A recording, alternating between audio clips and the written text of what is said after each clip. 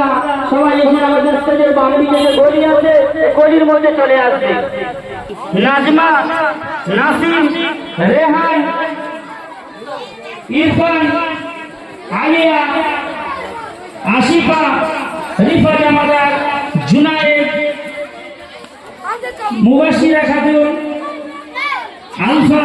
সামিম মোল্লা এবং গজল বিভাগ থেকে যাদের বাকি আছে সোহানা মোল্লা, সামিয়া জাহান,